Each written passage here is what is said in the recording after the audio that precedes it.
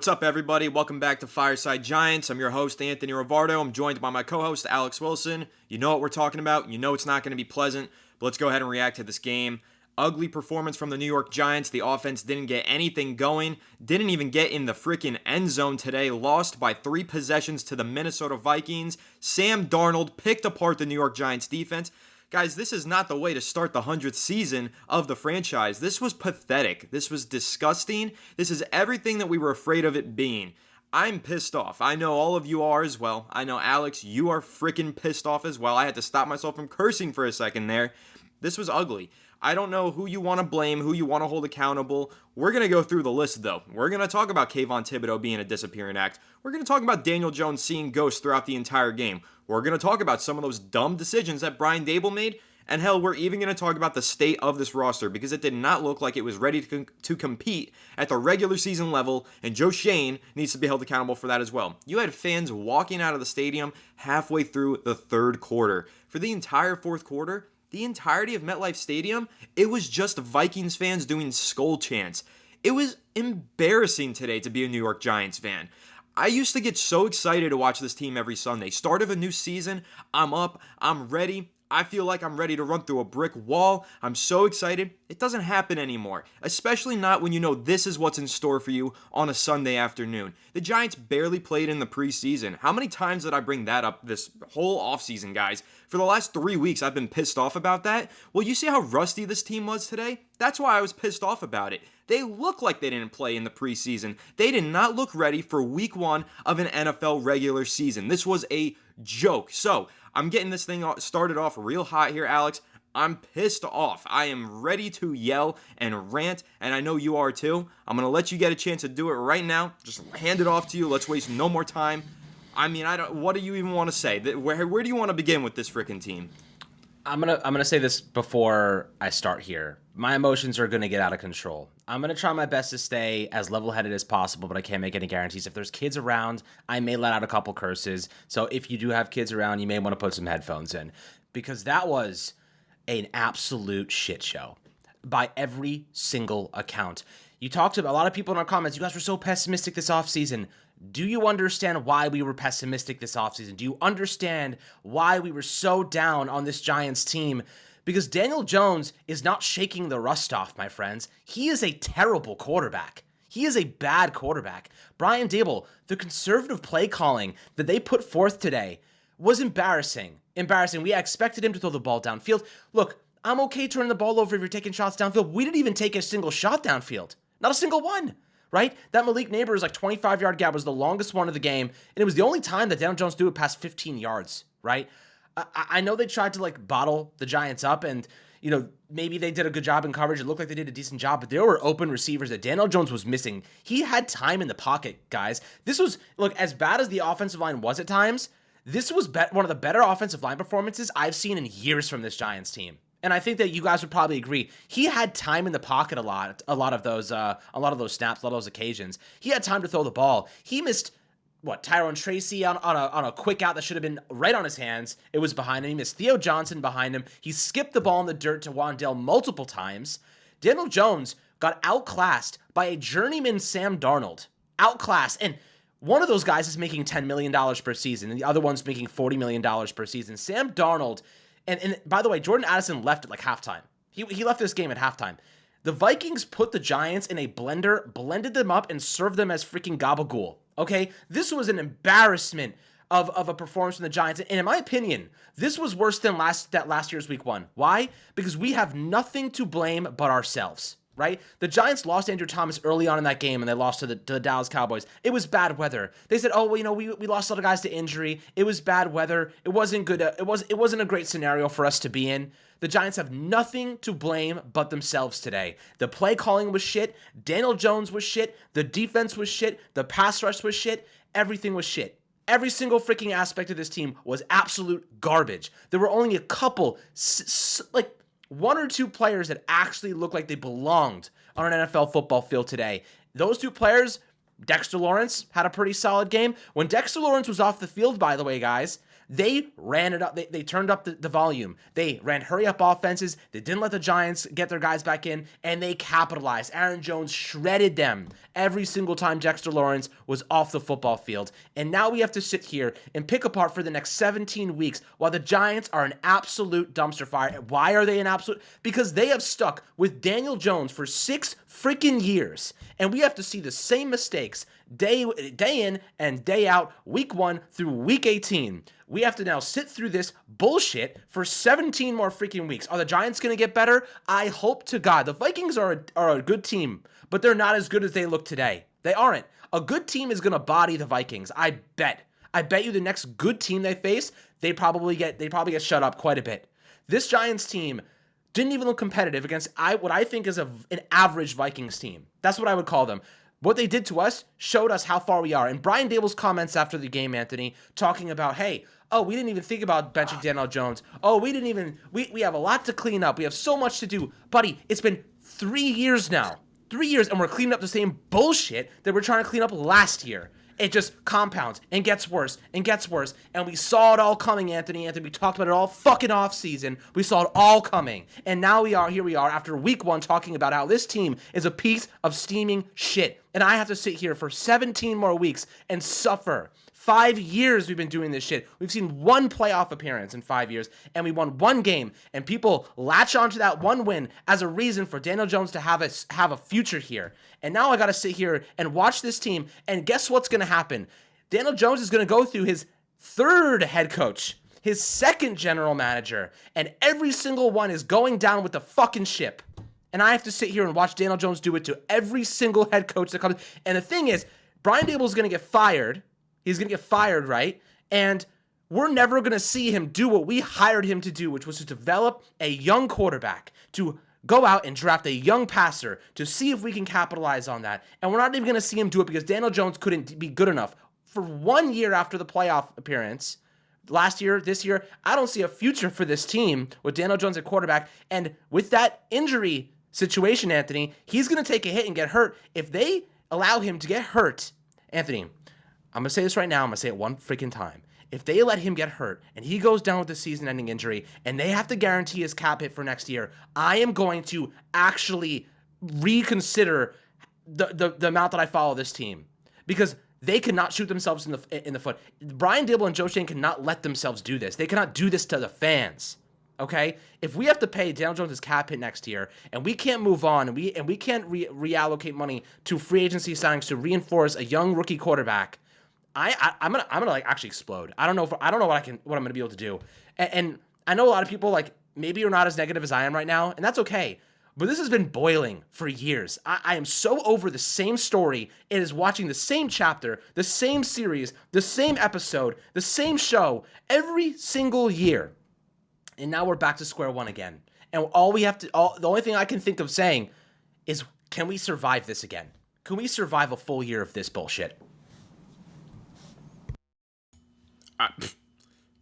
Can you survive? I don't think I can survive this shit. If I have to watch this for another 17 weeks, I'm going to be checked out. And I've been saying that. I mean, I've been beyond done with this. Alex, one of the things you mentioned there, you talked about Brian Dable's quotes after this game. How about Daniel Jones's quotes? How many times, Alex, have I said to you how sick and tired I am of the same company lines from Daniel Jones?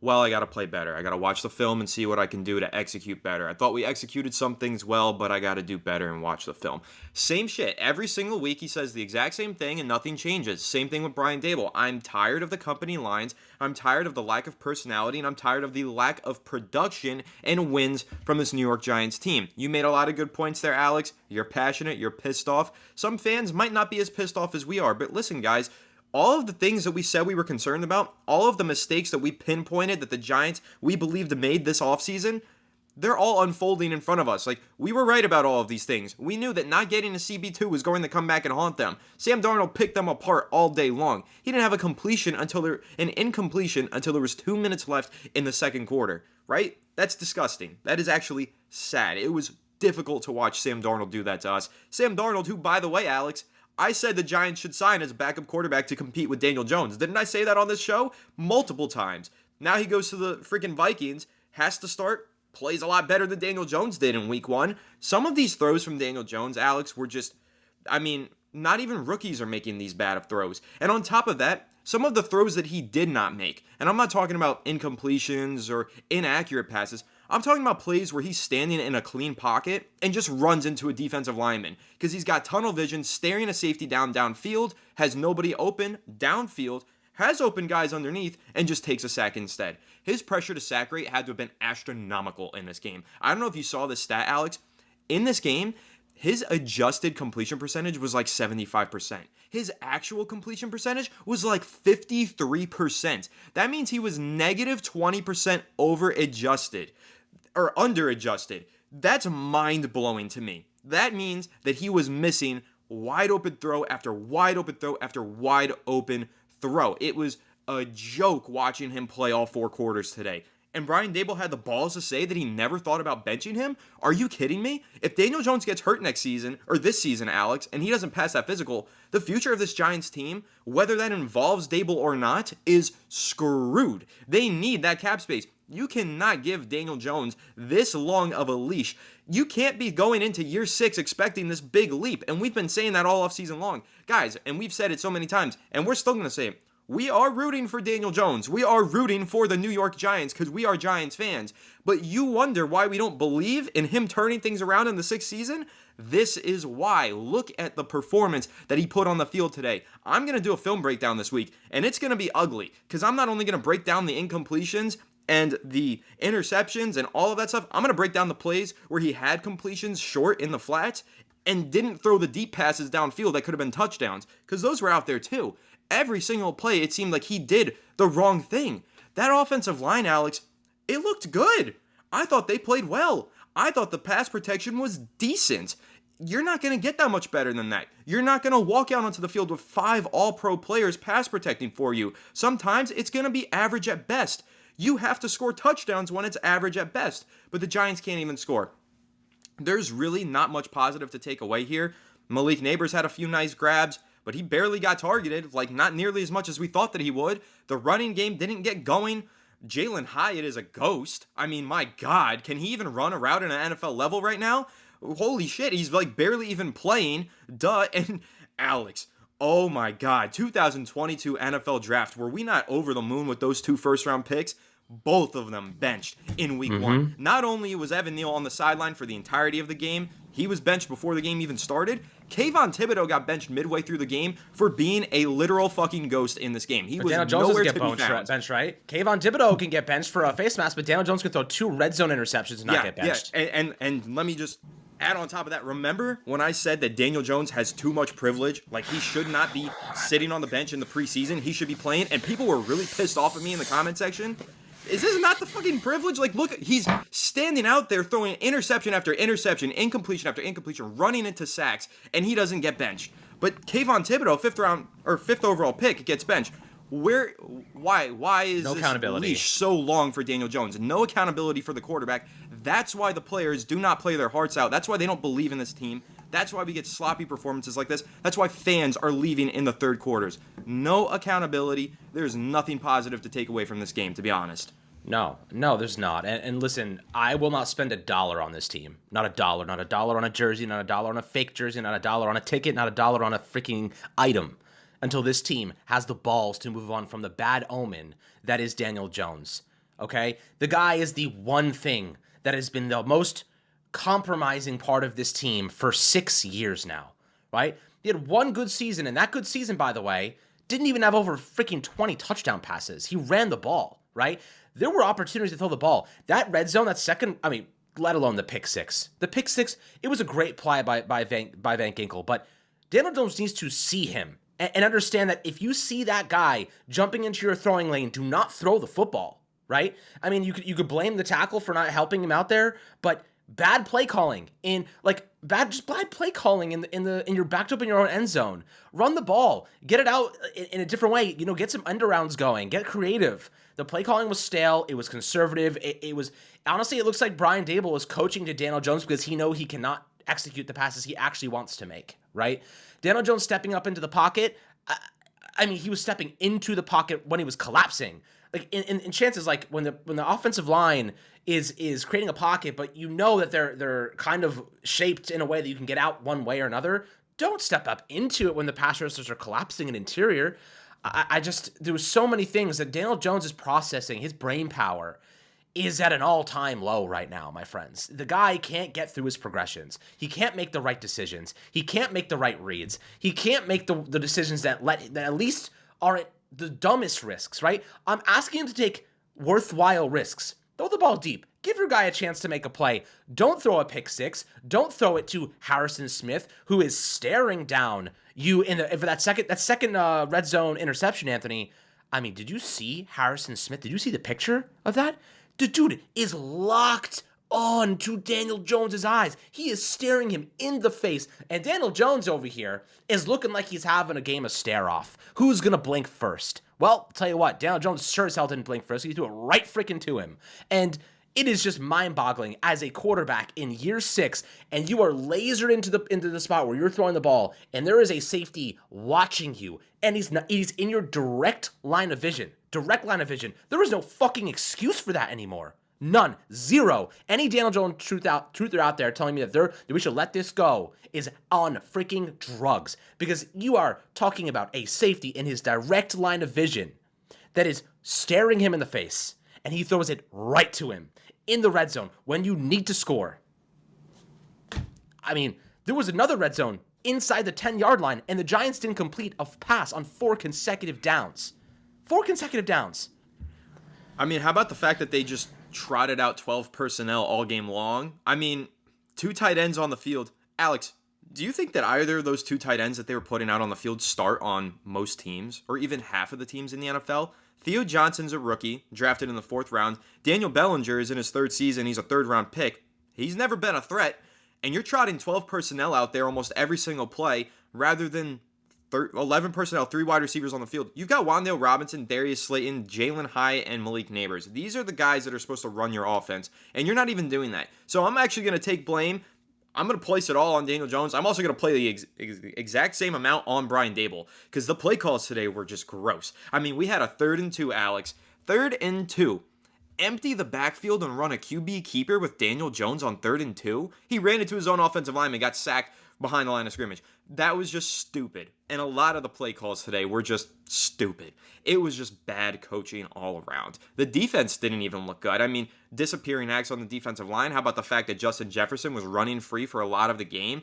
Perfect dimes from Sam Darnold. I mean, that first touchdown Justin Jefferson caught, Alex, 4th and 2 on the 2-yard line. How in the hell, as a defensive coordinator, can you even allow your second-year cornerback to be matched up one-on-one on an island with Justin Jefferson?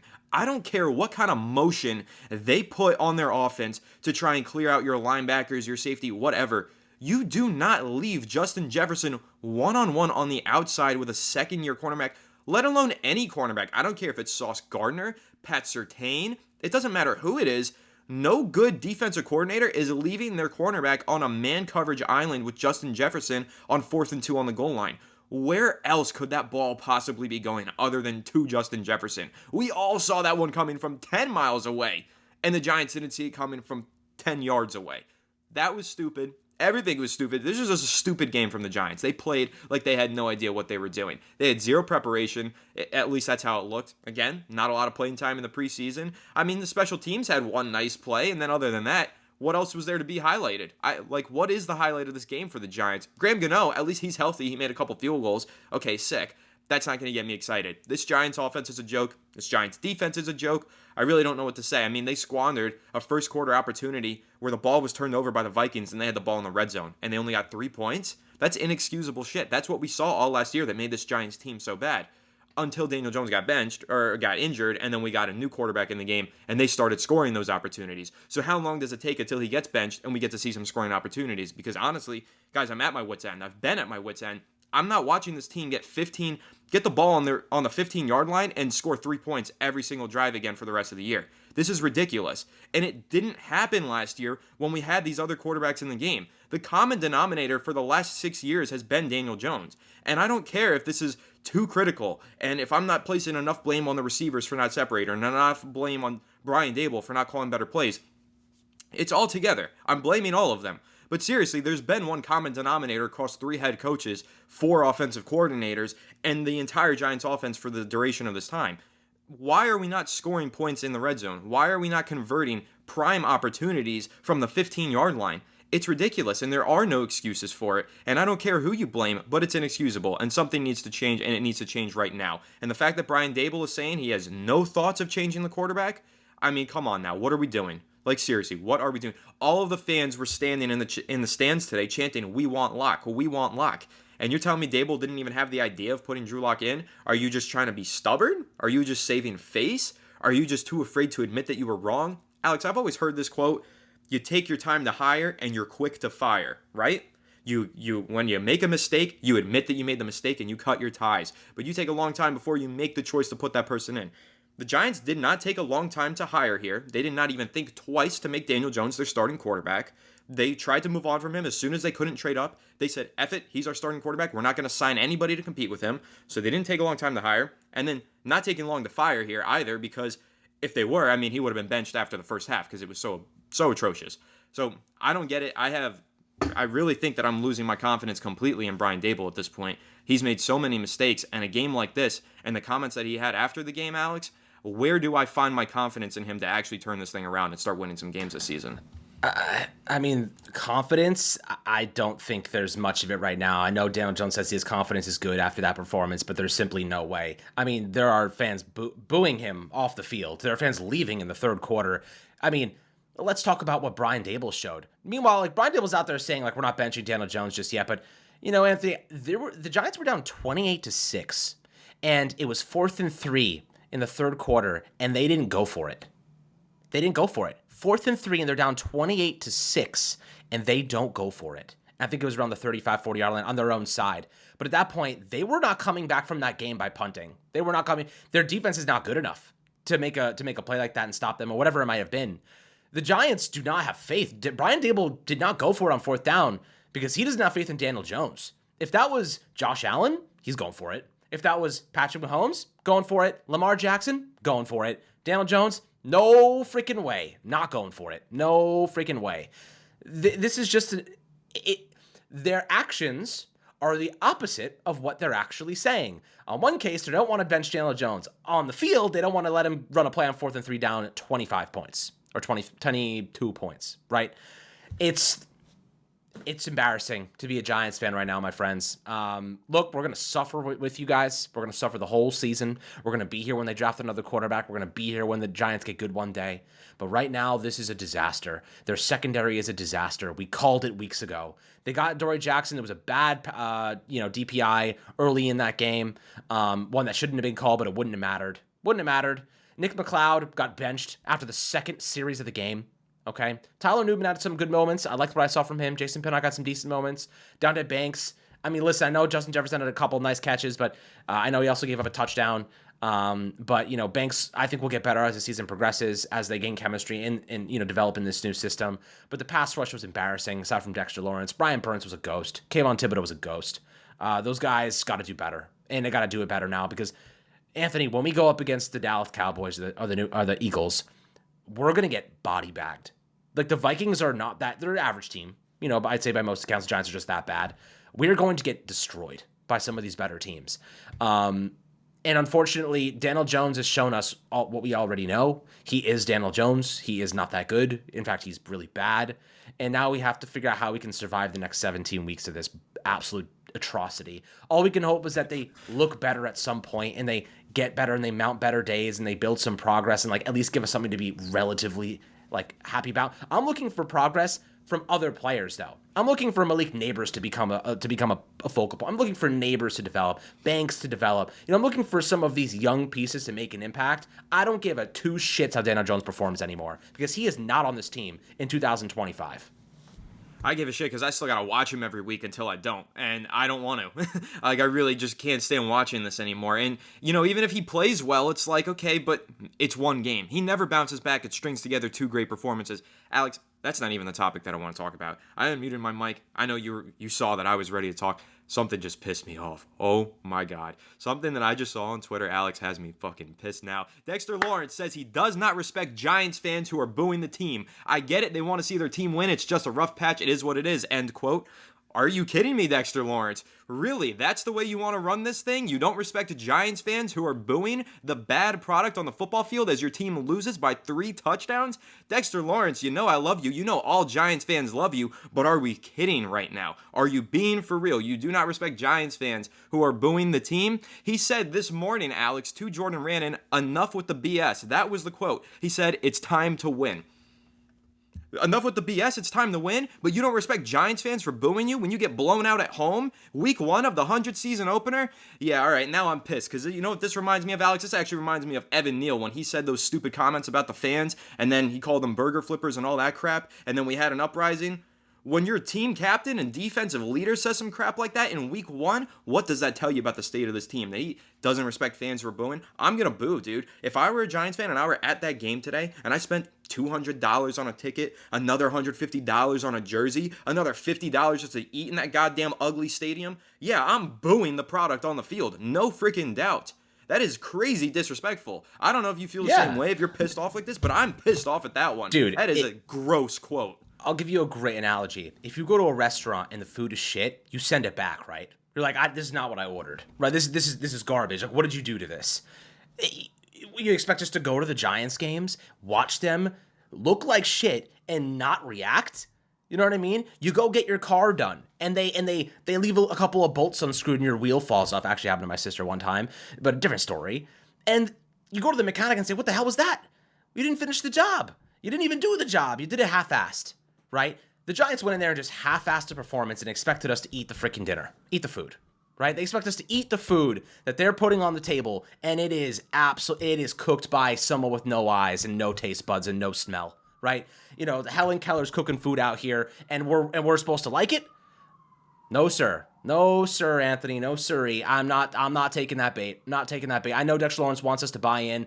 And Dexter Lawrence, we love you, man. Absolutely love you. You're the only person on that team on defense that looked like he actually gave a shit today. And you know what? I'll tell you this right now. He's trying to defend his team, trying to defend his players, trying to defend his locker room. Leonard Williams is no longer there. Saquon Barkley is no longer there. Xavier McKinney is no longer there. You know who the Giants asked to be the leader? Dexter Lawrence, because they have no leadership anymore. They just traded away. They let all their leaders go. All of them. They're gone. They have no leaders. Daniel Jones is not a freaking leader, guys. He is the reason this offense is bad. Right? And how do you expect a guy to be the catalyst behind a bad offense, be a leader in that locker room, to rally the troops? He did not leave it all on the football field. He did not dive at the 1 yard line trying to score with a second left in the game, and they lost by a point, but he put his all on the football field. No, he turned it over twice in the red zone, and one of them was a pick 6. He is not a leader in that room. Nobody respects him in that room. Why would anybody? Darius Slayton could have been paid. You know what's gonna happen to Darius Slayton, Anthony? He's gonna get paid like a WR3. Because Daniel Jones cannot get him the fucking football. That's what's going to happen to Darius Slayton. Giants are going to bring him back on a freaking steal of a contract because Daniel Jones nuked his freaking value. That's what's going to happen to Darius Slayton. Malik, and honestly, I think Darius Slayton's going to be traded at the deadline at this point because the Giants are going to be not good enough to actually win games down the stretch. Malik Neighbors, I feel bad for that young man. 21 years old, and I feel bad for that young man. He has to survive this season with the worst starting quarterback in the freaking league aside from Bryce Young throwing him the football. You know, I feel so bad for him because he could have made an offense elite with a good quarterback. He could have really done something special. And now he has to wait until next year to see if the Giants can hit on a quarterback. And I don't trust the Giants right now for shit, right? There's going to be quarterbacks. I don't know who they're going to take. I don't know what the decision or the process looks like there, or even if Joe Shane or Brian Dable will be here by then. And look, I know this is a massive overreaction, but I don't really think it is because this has been building up for years, right? This is not just a one game where we saw a bad performance and we decided to overreact. This is a 6-year freaking disaster class in the making, and we're seeing it all come to fruition, right? All of it is accumulating to this moment, and we know what Daniel Jones is. He's never going to be a great quarterback. Maybe he has 1 or 2 games where you say, there's the guy that we thought he could be, but then the next week he turns it over 3 times and looks like the old usual Daniel Jones. To be an NFL player, and I was hearing Tom Brady speak this morning on a clip on TikTok. You know what he said? He said, you know what the difference between great and bad is? People that are consistent. Daniel Jones is not consistent in anything. The only thing he's consistent is showing up early and leaving late. Yeah, he works hard. Give him that. Good work ethic. Great work ethic even. Great dude. Tremendous. But it doesn't Good translate. guy. Yeah, he's I a got good nothing guy. wrong with him. He's a Yeah, good no, guy. it's fine. Fine, He's a fine bad guy. Good guy, bad quarterback. Bad quarterback. And this is why I got so pissed off about the beard bullshit. Because it's fun for the fans, but I wasn't getting distracted by the fact that people were hoping that a superstitious beard was going to make him a good quarterback. It was never going to happen, guys. I get it's fun. I get it's silly. It's fun. But people should be asking questions about, what's the plan this upcoming week? What's the game plan? Are you gonna really be more explosive? Is that the goal? Do you want Daniel Jones to get here are his numbers from 2020, when he was a rookie? Is this what you're trying to replicate? Or 2019, whatever. Is this the type of stuff that you're trying to bring back to the table? Or is there a different game plan for Daniel Jones? Not about his beard. I don't give a shit about his beard. I want the Giants to win football games. I want to figure out what they're doing to win football games. And clearly, it's absolutely freaking nothing. Because they didn't do anything to win this football game today. I mean, this is a line from Daniel Jones. It's our job to give them something to cheer about. We take that seriously. It doesn't feel to me like you take that seriously when all you talk about for the 3 weeks leading up to the season are your goddamn facial hair. I don't care about your facial hair. I care about the Giants winning games. You guys clearly did not put in the right amount of effort to win the first game of the season. You didn't prepare hard enough. You didn't execute well enough. I don't want to hear about the beard again. And dude, seriously, if he shows up to practice on Tuesday with no facial hair and I have to hear another 5 days about how that's going to fix this team, oh my God, I'm going to lose my mind. I'm sick and tired of it. I'm just tired of the gimmicks and all of the facades and the BS that we have to go through as Giants fans. I just want to see this team win games. I just want to see a good football team. This is not what I signed up for as a fan. And I know that every team goes through rough patches. I know that every franchise has down years and has long stretches of bad football. But this is getting ridiculous, guys. This is over the top. I mean, it's year 100. I thought that we would go out there, celebratory, ceremonious game, put our best effort out there, at least take one shot downfield. We didn't even do that. It's not like the Giants didn't face any blitzes that they could hit some receivers over the top on. We just didn't take those opportunities. I mean, when Daniel Jones had Neighbors one-on-one on the outside, and I get that those opportunities were few and far between, the Vikings did a great job doubling him, but if you had Neighbors one-on-one on the outside, why is he not getting the ball? That happened multiple times where he just didn't get a target despite being one-on-one and getting open. I don't know what to tell you, man. Alex, I don't want to do this anymore. I want to wrap this up. I'm sick and tired. I'm pissed off. I want to go watch some decent football. I'm kind of done here. Yep. We have Kenneth Walker 49 yards away from hitting a big nuke on the betting. So that's what I'm going to be locked into for the rest of the day. But I'll tell you this right now, just to give you a quick response to the Dexter Lawrence thing. I just watched the video, and he says it's a rough patch. Dude, it's not a rough patch. It's been in one game. You know what I mean? It's like. The fact he thinks it's a rough patch indicates a much larger sample size of ass. And it has been a pretty damn large sample size. He's right. It's been a rough patch for a year and a half now. Yeah, it's not a rough patch. It's like a rough field. It's like a rough field of corn. It's like a massive maze. Buddy. It's a rough city. It's a rough country. It's the amount of mass. It's not just a patch of land. It's, I mean. Just to be quite honest with you, dude, it's just tomorrow morning, New York City is going to go to work. Everyone's going to go work their asses off to pay rent in this damn expensive place. Or the surrounding areas if you live in Jersey, Hoboken, Long Island, whatever. Everyone's going to go to work their asses off, do what they got to do, and they're all going to be depressed. They're all going to be freaking sad. Because the Giants depressed them on Sunday afternoon. And people got to go to work now and have a bad week. But and God forbid he's they he's trying to tell us. Right. I don't think he understands that people emotionally are invested in this team. They feel it. The next day, they're pissed off. They're talking shit to their coworkers, obviously. That's what you have to do at work. Your lunchtime, you're talking smack with your buddies, your coworkers. Giants suck. Daniel Jones is literal freaking garbage with legs. Okay? This is where you have to respect the fans. We've been here for a long time, and buddy Dexter Lawrence, I love you to death. We're going to be here long after you too. And we will remember this. Saquon understood that. And you know what? He went to a team that actually can win a damn thing.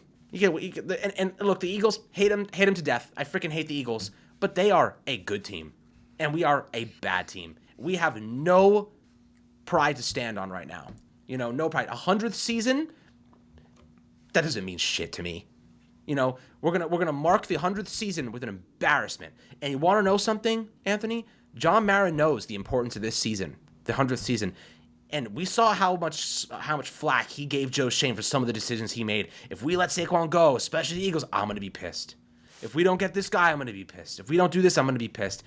I can't even imagine the conversations he's going to have with Joe Shane, not only today, but if they end up at half season and they've lost 6-7 games, these guys aren't surviving.